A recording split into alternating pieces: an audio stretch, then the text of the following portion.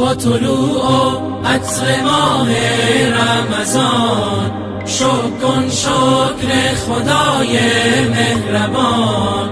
ماه تسکین دل است، ماه سیاه، گر ز دل باشد تراویح و قیام. ماه مهمانیست، مهمان خدا، شده ای دعوت به مهمانی بیا.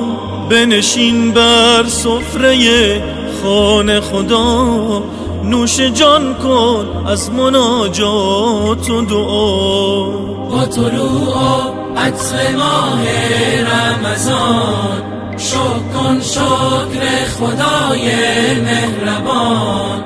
ماه تسکین دل است، ماه سیاه، گر ز دل باشد تراویح و قیام. روز درمان است بر هر جسم و جان، می شود با روز جسمت پرتوان.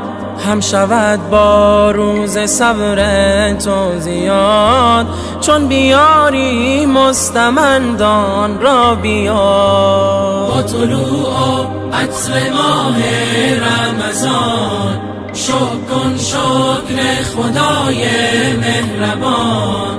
ماه تسکین دل است، ماه سیاه، گر ز دل باشد تراویح و قیام. روزداری حکم شرع و سنت است، جزو رکن دین برای امت است. 11 ماه غرق بودی در گناه، فرصت است 1 ماه که برگردی به راه. روزداری حکم شرع و سنت است، جزو رکن دین برای امت است. 11 ماه غرق بودی در گناه، فرصت است 1 ماه که برگردی به راه.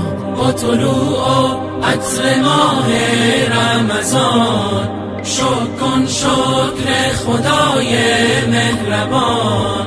ماه تسکین دل است، ماه سیاه، گر ز دل باشد تراویح و قیام.